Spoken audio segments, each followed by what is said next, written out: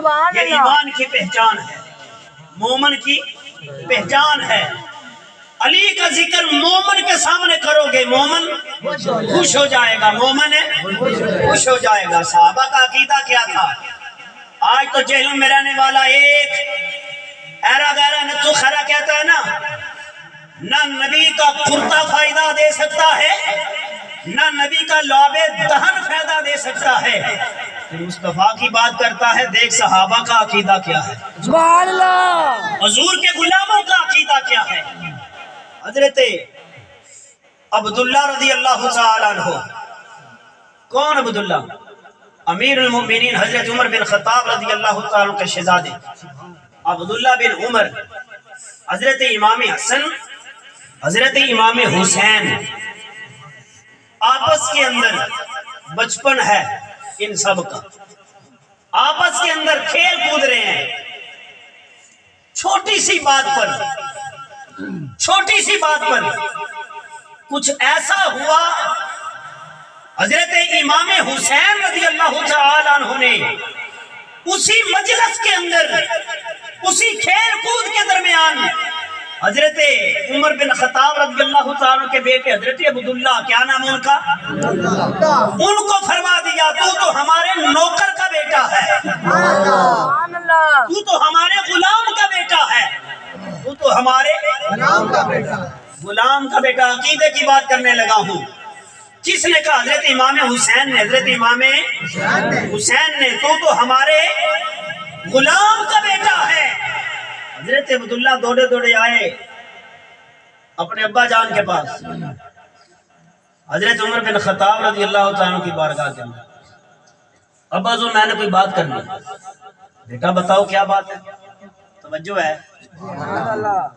اب دیکھنا صحابہ کا عقیدہ کیا ہے، بیٹا کیا بات ہے؟ ابا جان بات ایسی ہے، کھیل رہے تھے، آپس میں مزاق کر رہے تھے، اور اس کے دوران کوئی ایسا عمل ہوا، کوئی ایسی بات نکلی، ایسی بات ہوئی کہ حضرت امام حسین رضی اللہ تعالیٰ عنہ نے یہ الفاظ مجھے بولے ہیں کہ تو ہے کیا، تو ہمارے غلام کا بیٹا ہے۔ اور آپ نے فرمایا اتنی سی بات، فرمایا یہ بہت بڑی بات ہے۔ آپ نے فرمایا قریب آ، حضرت عبداللہ قریب ہوئے، آپ نے فرمایا پھر ایک بار بول۔ حضرت امام حسین نے فرمایا کیا ہے، جس کو بات کی سمجھ آئی وہ بولے۔ ابا جی کھیل رہے تھے، کسی بات پر آپ نے یہ جملہ بول دیا۔ بیٹا کیا جملہ بولا؟ کہ تو ہے کیا، ہے کون، تو اگر دیکھ تو صحیح کہ تو ہمارے غلام کا بیٹا ہے۔ پھر تصدیق کی کہ واقعی ہی حضرت امام حسین نے یہ جملے بولے، بجان بولے ہیں۔ فرمایا اچھا اگر بولے ہیں تو ایسا کر، قلم لے کاغذ لے، دونوں چیزیں لے۔ کتنی؟ قلم بھی لے اور کاغذ بھی لے۔ حضرت عبداللہ رضی اللہ تعالیٰ عنہ پریشان ہو گئے، ابا جان میں کچھ اور سمجھ کر آیا ہوں آپ کے پاس، ایک ایسی بات لے کر آیا ہوں، آپ مسکرا رہے ہیں۔ آپ نے پھر فرمایا بیٹا کیا جو تو گفتگو کر رہا ہے کیا بات ایسے ہی ہے؟ ابا جان ہاں، آج تک میں نے آپ کے سامنے جھوٹ نہیں بولا، بات ایسے ہی ہے۔ پھر جاؤ، جا کر لکھوا کے لے آؤ حضرت امام حسین سے کہ میں کون ہوں۔ اگر آپ نے یہ جملے بولے ہیں کہ تو ہمارے غلام کا بیٹا ہے تو حضرت امام حسین کی بارگاہ کے اندر جانا، ہاتھ باندھ کر عرض کرنا آپ کے غلام کا بیٹا آیا ہے۔ اور جو جملے آپ نے ارشاد فرمائے ہیں وہ لکھ دیں، تحریر کر دیں۔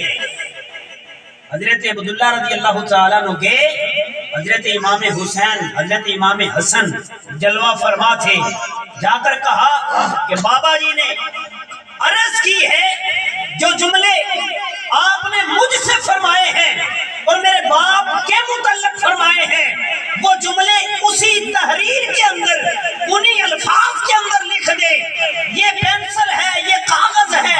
حضرت امام حسن حضرت امام حسین جلوہ فرما تھے، امام کریمین نے کاغذ لیا، اپنے دست مبارک سے وہ الفاظ تحریر کر دیے، جب لے کر پہنچے نا اپنے باپ حضرت عمر بن خطاب رضی اللہ تعالیٰ کی بارگاہ کے اندر، ابا جان لکھوا کے لے آیا ہوں، آپ نے وصیت فرما دی، آپ نے اتنا تبسم فرمایا اور ساتھ رونے لگے، آنکھوں میں آنسو آ گئے، عرض فرمانے لگے بیٹا سن لے، میری زندگی کے اندر میں تجھے یہ وصیت کر کے جا رہا ہوں، میرا عقیدہ پوچھنا چاہتا ہے تو میرا عقیدہ یہ ہے، جب میں موت سے ہمکنار ہو جاؤں، روح کف انصری سے پرواز کر جائے، یہ جو رکا امام حسین نے حضرت امام حسن کی موجودگی کے اندر جو الفاظ بولے گئے، آپ نے تحریر کیے، لکھے، میں تجھے وصیت کر کر جا رہا ہوں، میرے دنیا سے جانے کے بعد میرے کفن میں رکھ دینا۔ اچھا بابا جی، بابا جان کیوں؟ فرمایا اس لیے میری بخشش کا سبب بن جائے، میری بخشش کا سبب بن جائے، میری مغفرت کا وہ ایک رکا بظاہر دیکھا جائے تو ایک رکا تھا، کچھ تحریری الفاظ تھے، مگر ان کے اندر ایک گلدستہ تھا، محبت کا پیغام تھا کہ جو حضور کی اہل بیعت سے بھٹک جائے وہ جنت کا حقدار ہے نہیں ہو سکتا۔ حضرت ابو بکر صدیق نے بھی یہی فرمایا، حضرت امیر المومنین عمر بن خطاب کا بھی عقیدہ یہی ہے، جو اہل بیعت سے لگ جائے جنت میں وہی جائے گا۔ جس کا عقیدہ اہل بیت کے ساتھ محبت والا نہیں، وہ جنت کا حقدار ہے نہیں ہے۔ حضرات اہل بیت اتحاد، حضرت امام حسین رضی اللہ تعالیٰ عنہ کی 4.5 سال عمر ہے۔ کتنی عمر ہے؟ بولو بولو کتنی عمر ہے؟ 4.5 سال عمر ہے۔ عقیدہ سنو صحابہ کا کیا تھا اہل بیت کے متعلق۔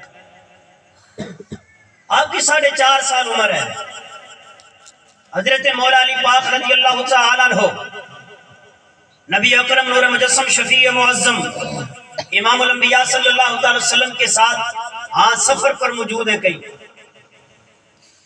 اور حضرت امام حسین اپنے گھر مبارک سے نکلتے ہیں، چند قدم چلتے ہیں، گھر سے باہر تشریف لے جاتے ہیں، کافی دیر گزر گئی، حضرت امام حسین گھر تشریف نہیں لائے، کافی دیر گزر گئی۔ کتنی دیر گزری؟ کافی دیر گزر گئی، حتیٰ کہ عصر کا وقت ہو گیا۔ عصر کا یہ ایک ماں ہی جان سکتی ہے، جب بیٹا آنکھوں سے اوجھل ہو جائے، تو میں اس ماں کا ذکر کر رہا ہوں، میٹھی زبان کے میٹھے جملے ہیں۔ حضور نے فرمایا سیدہ کائنات کے بارے کہ یہ میرا خون ہے، خون مصطفیٰ ہے۔ سیدہ کائنات فرماتی ہیں عصر کا وقت ہو گیا، دل پریشان ہو گیا، آپ فرماتی ہیں کہ میں نے حسن کو آواز دی، بیٹا حسن اپنے بھائی حسین کو دیکھو۔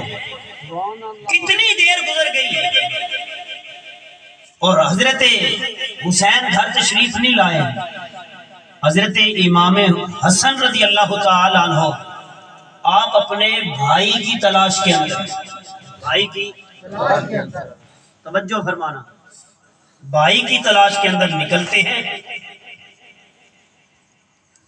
حضرت فاطمہ الزہرا رضی اللہ تعالی عنہا آپ فرماتی ہیں میں نے دروازے پر کھڑے ہو کر پردے کے عالم کے اندر 70 مرتبہ آواز دی۔ کتنی؟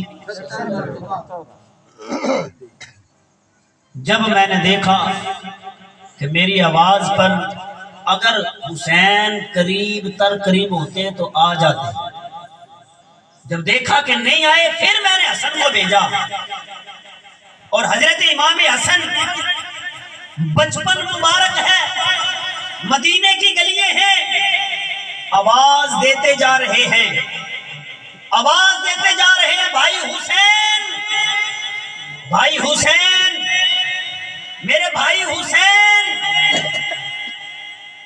دیتے دیتے آواز دیتے دیتے کافی دور نکل گئے، کافی دور نکل گئے، پہاڑ شروع ہو گئے، اور ایک پہاڑ کی اوٹ سے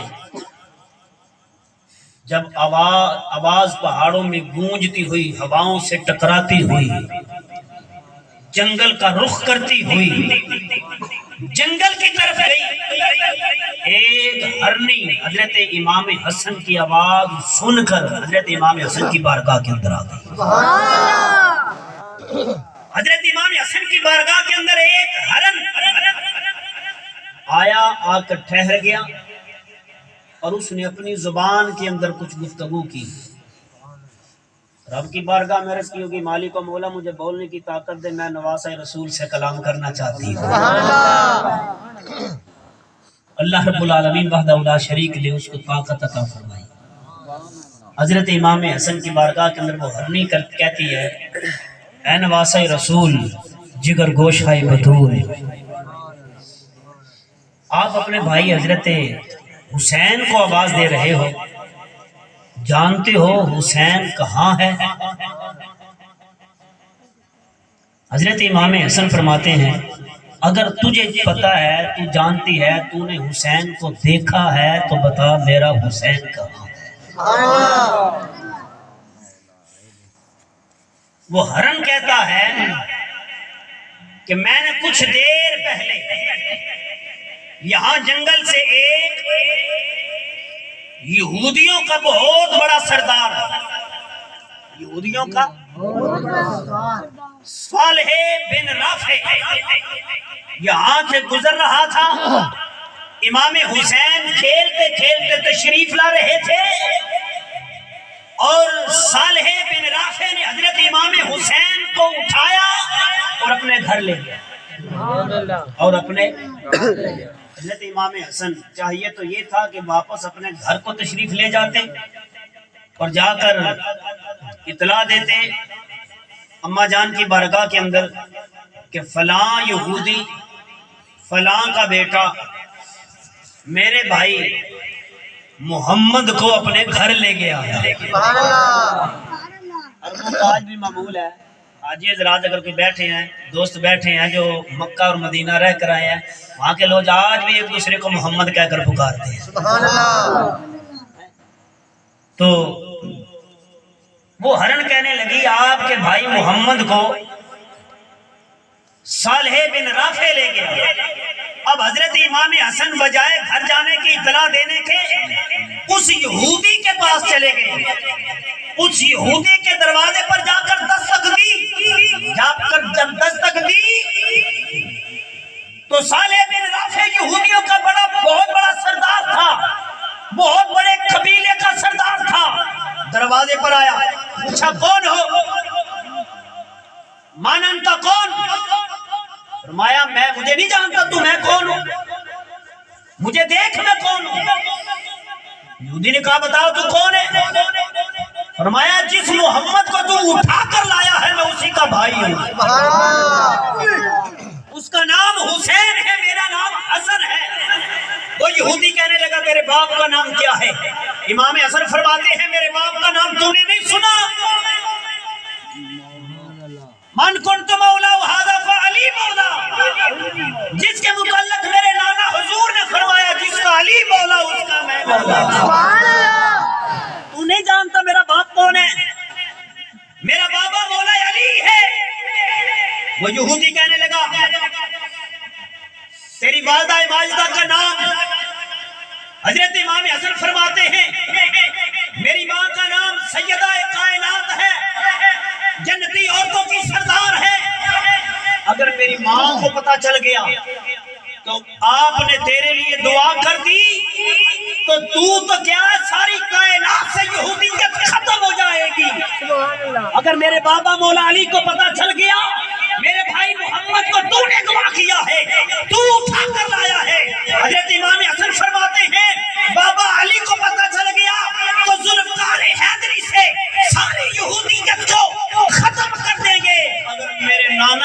چل گیا تو صفحہ ہستی سے یہودیت ختم ہو جائے. بتا میرا بھائی محمد کہاں ہے؟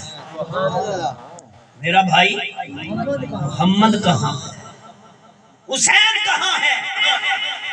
اس نے کہا میں بھی لے کر آتا ہوں. وہ سہل بن رافع یہودی اپنے ہاں گھر گیا, کمرے میں گیا, حضرت امام حسین کو لے کر آیا اور حضرت امام حسن نے آپ کا ہاتھ مبارک پکڑا اور یہودی پر ایک لرزہ طاری ہو گیا. یہودی کہنے لگا اے محمد, حضرت امام حسین کو پکار رہا ہے, اے حسین تھوڑی دیر ٹھہر جو, میں کچھ کہنا چاہتا ہوں. آپ نے فرمایا کیا کہنا چاہتا ہے؟ فرمایا تیری ماں کا یہ مقام ہے, تیرے بابا کا یہ رتبہ ہے, اور جس کا تو نواسا ہے, جو نبیوں کا امام ہے, ساری کائنات کا سردار ہے, اس کا کیا مقام ہوگا؟ تو میں یہ غلطی کر بیٹھا ہوں, میں نے تجھے اٹھایا ہے, تجھے اغوا کیا ہے اور تیری والدہ ماجدہ سیدہ کائنات کا دل دکھایا ہے, میں معافی مانگنا چاہتا ہوں. آپ نے فرمایا تو کون ہے؟ کہنے لگا میں یہودیوں کا بہت بڑا سردار ہوں. فرمایا معافی تب ہوگی جب میرے نانا کا کلمہ پڑھ کر مسلمان ہو جائے گا.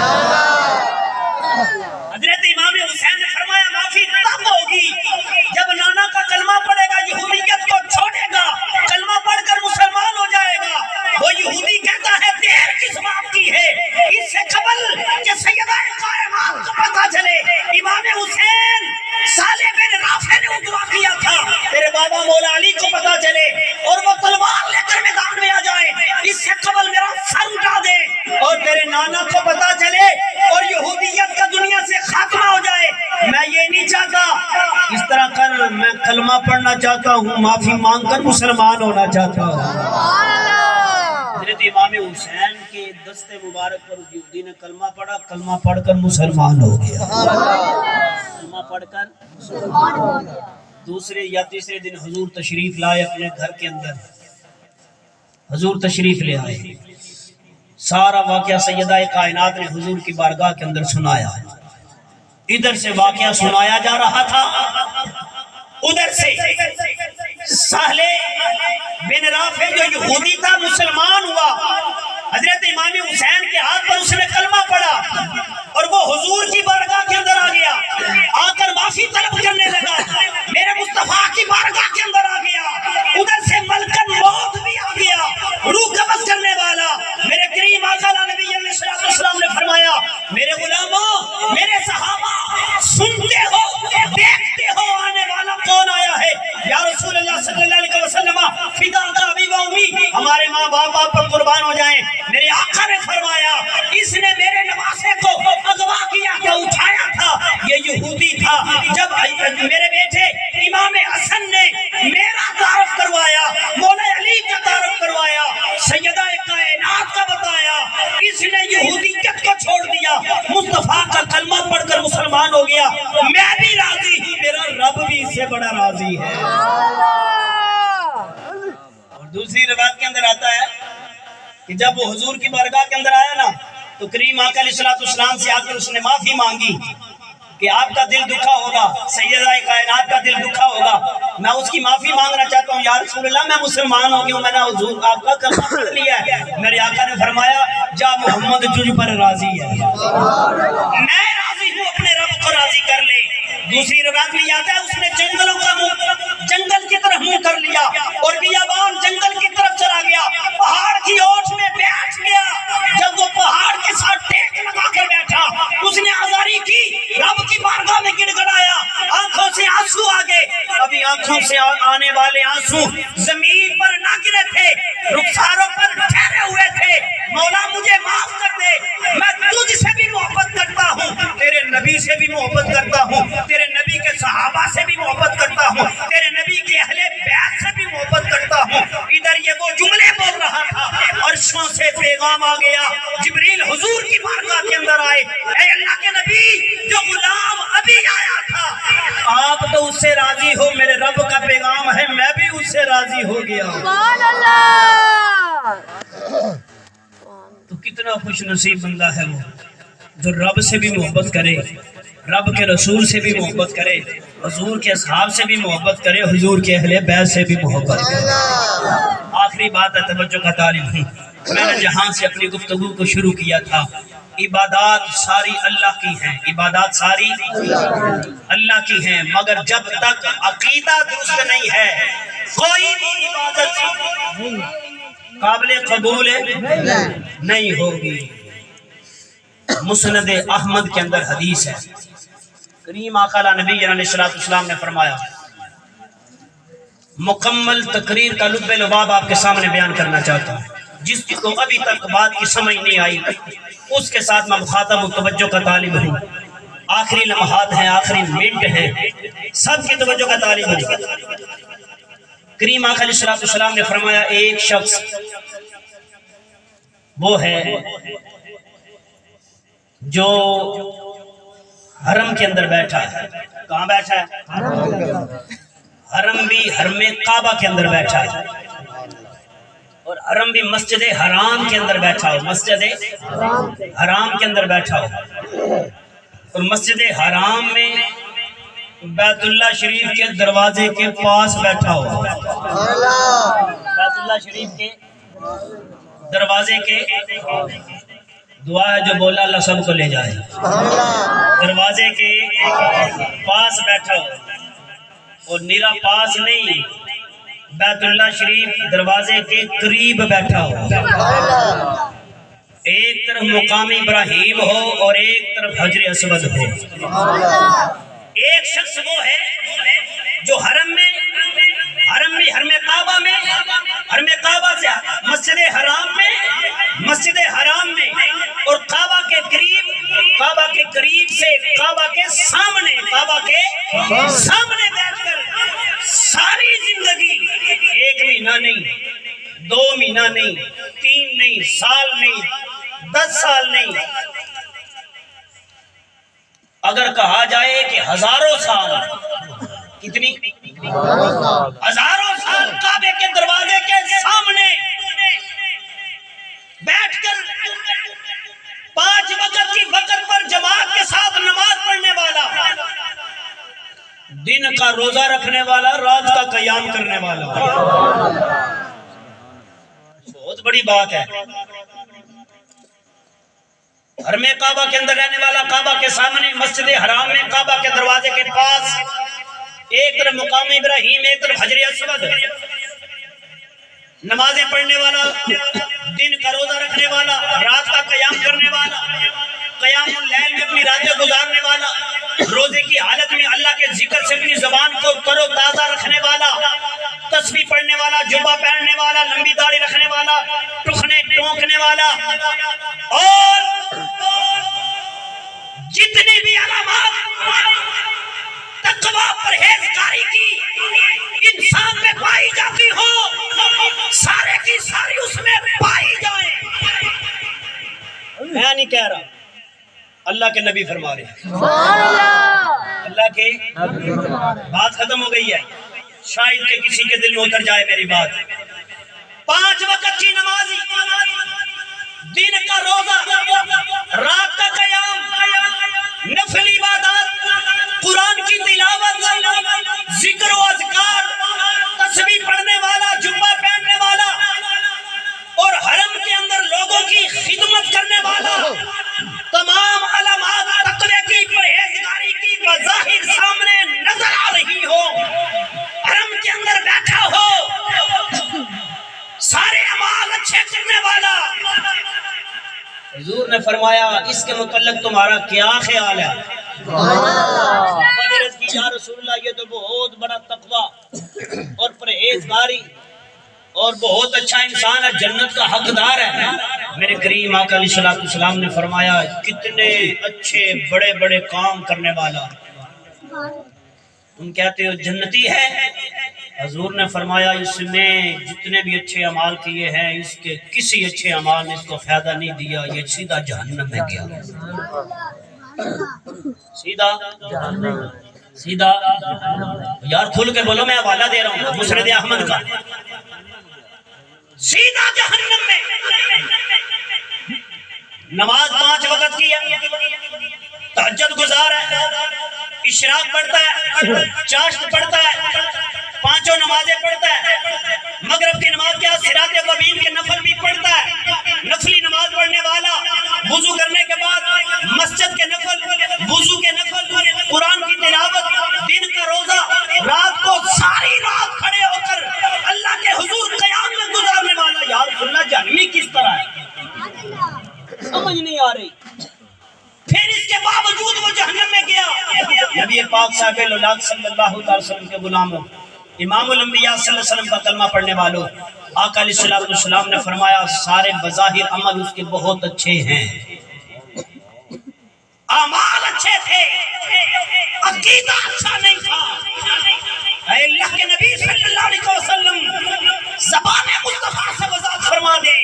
میرے کریم آقا علیہ السلام نے فرمایا اعمال بہت اچھے تھے، اس کے عبادات کے طریقے سنت کے مطابق تھے، اچھے تھے، مگر اس کا عقیدہ مکمل نہیں تھا، کامل نہیں تھا۔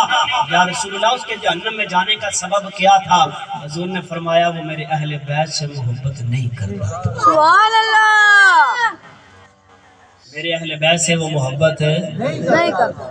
تو صاحب دامن میں 5 وقت کی نماز ہو، دن کا روزہ ہو، رات کا قیام ہو، نماز تہجد والا عمل ہو، چاشت ہو، اشراق ہو، صراط الوبین کے نفل ہو، ہاتھوں میں تسبیح ہو، لمبی لمبی داڑھی رکھی ہو اور چولے پہنے ہوئے ہوں، تسبیحاں ہاتھ میں ہو، تبلیغ کرتے پھرتے نظر آتے رہے، جب تک تیرا عقیدہ حضور کے صحابہ کے متعلق کامل نہیں ہے، حضور کے اہل بیت کے متعلق کامل نہیں ہے، اللہ کے نبی نے فرمایا ہے وہ جنت کا حقدار ہے۔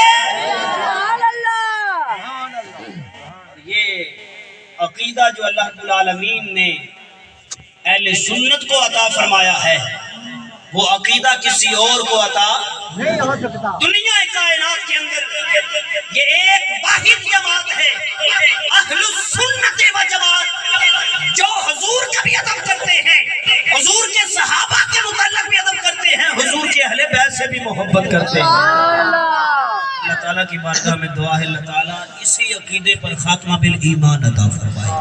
آمین وآخر دعوانا الحمدللہ۔